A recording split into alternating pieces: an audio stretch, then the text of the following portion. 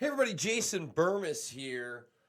And has John Bolton gotten the last laugh with the turn of events in the Middle East recently? That's the big question. That's the one we're asking here over at the Burmis Brigade. What am I talking about? Well, number one, it was kind of unclear on how Bolton left. But remember, the initial media reports, other than Bolton saying that they were going to talk about it in the morning after a heated debate, was that this could have been over what?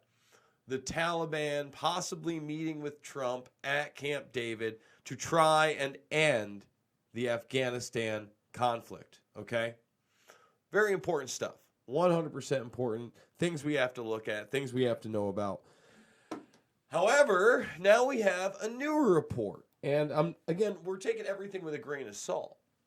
Did Trump want to stop the sanctions on Iran as a first step towards peace in that region? Now, that'd be a great thing.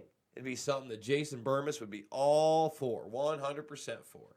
Let's make that all abundantly clear. And I'm not sure I'm going to buy into this, but we're going to go over how events have unfolded and do just a little bit of geopolitics here, because most people have no idea what this latest drone strike really means, or that people are taking credit for it openly, and Mike Pompeo is totally ignoring that. We're going to play a piece from Al Jazeera, and I know, Al Jazeera is all propaganda, but you notice that they've been on the back burner a lot in the last 10 plus years. It's because they do a lot of real journalism, all right? Whether you love them or hate them, they are in the Middle East. They have a better eye on this than we do. So, scroll down and read a little bit of this out of NBC.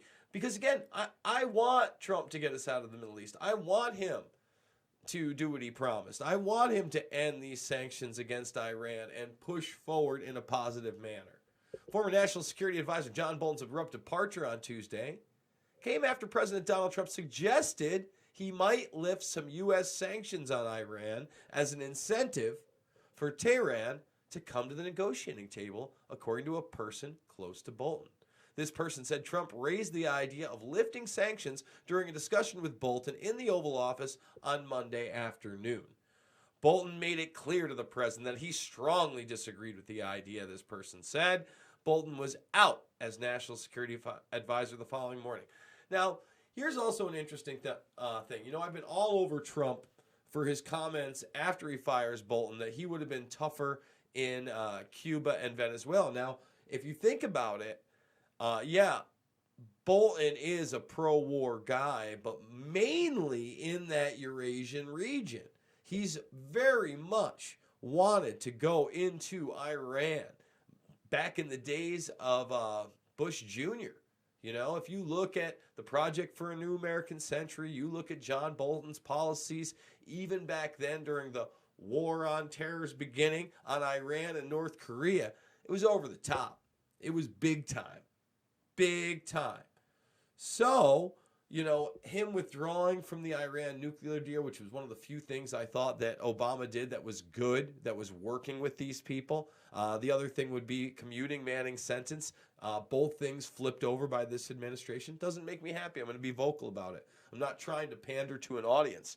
I think we have to be real about these things. But we should be encouraging Trump to bring them to the table of negotiation. However, how are we supposed to do that when all of a sudden Mike Pompeo blames Iran for unprecedented drone attack on 2 processing plants in Saudi Arabia as the country cuts its oil production in the world by half? Now, not only is this going to raise tensions in the Middle East, before I get to Pompeo's asinine tweets, the Secretary of State, somebody that we can't trust, somebody that joked about, let's do that live. Before we really get into how important this is and why Pompeo is a bad guy, and play this clip from Al Jazeera showing that Yemen is actually, the Houthis are taking credit for this attack, and yet Pompeo is blaming Iran.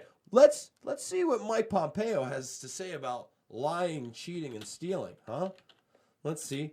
Lying. I spelled that wrong, whatever. Cheating and stealing. Let's see.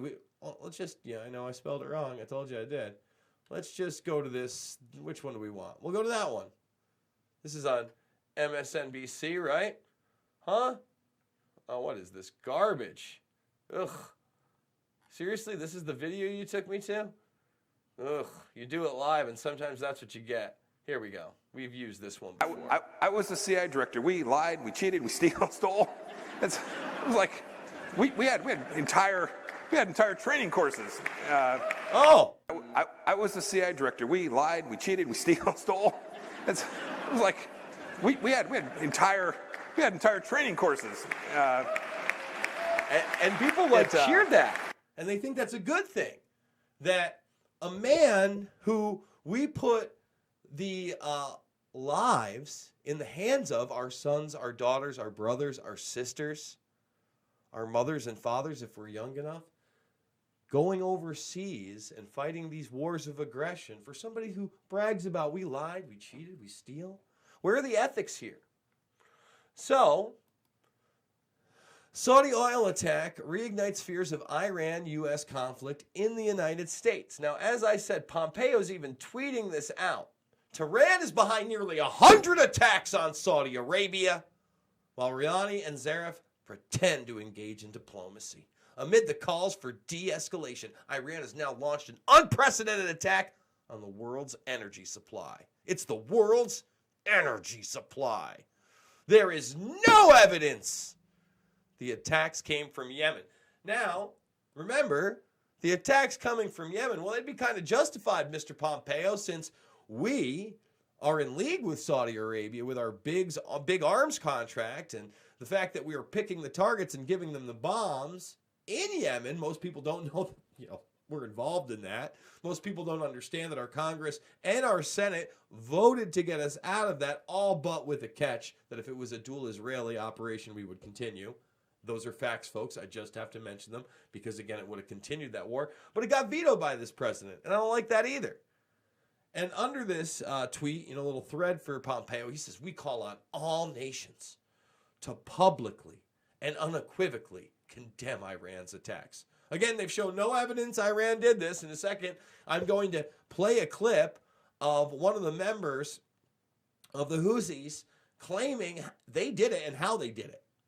Again, I don't know one way or the other, but it's awfully convenient to have an attack on Saudi oil fields that you can now blame on Iran right after the president is considering lifting sanctions. Just awfully convenient. The United States will work with our partners and allies to ensure the energy markets remain well supplied and Iran is held accountable for its aggression. So here you go. Again, we take everything mainstream with a grain of salt. Let's play this.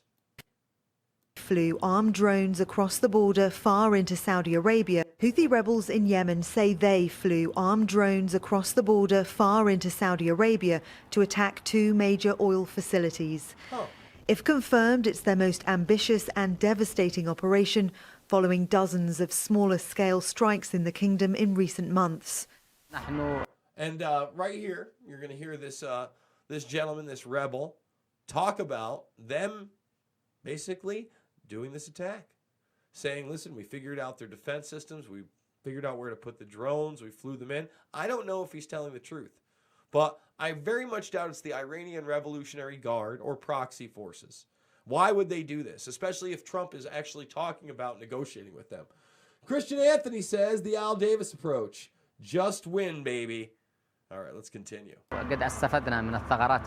We exploited vulnerabilities in the Saudi defense system and we built our drones in order to avoid these systems. Therefore, the Saudi and Emirati airspace became open to us after their defense systems failed to even spot the drones. The US Secretary of State blames Iran for Saturday's attacks. Mike Pompeo says there's no evidence they were launched from Yemen, although he hasn't explained how Iran is to blame or where the drones took off from. Iran is dismissing Pompeo's accusation as meaningless.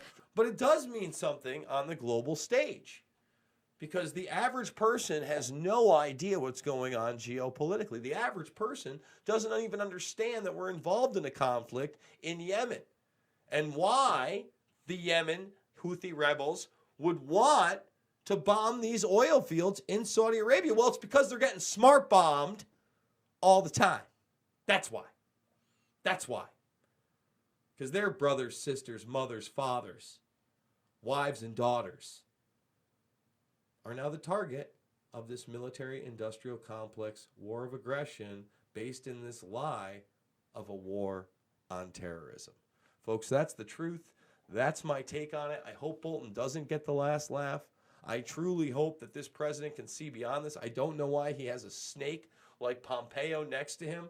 I think it's very, very bad. It's bad. Ex-head of the CIA. He's as deep state as it gets. You can't trust Pompeo. I promise you that.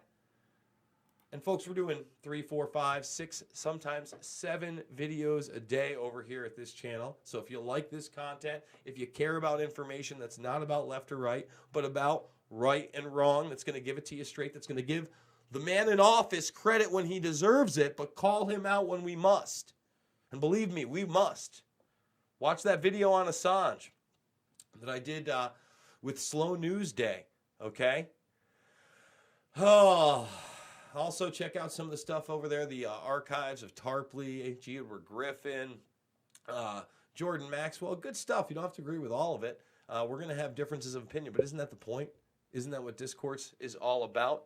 I'm also a documentary filmmaker, guys, and you can watch all of my films, Loose Change, Final Cut, Fabled Enemies, Invisible Empire, New World Order Defined, and Shade the Motion Picture at this channel in the playlist section under documentaries for free. That being said, I give away all of my stuff for free. So if you can, $5, $10, $15 over at the GoFundMe means the world to me. We're doing it once a month. The last 2 months, we have hit our goal of $5,000. Probably not doing that with just a few days left here, but that's okay because we're pushing forward. We're gaining subscribers. We're getting the word out with your help. If you can't help with your dollars, please put this stuff on Reddit. Put it on Facebook. Share it with friends and family. Get the information out that both sides are lying to us, and we have to take action now,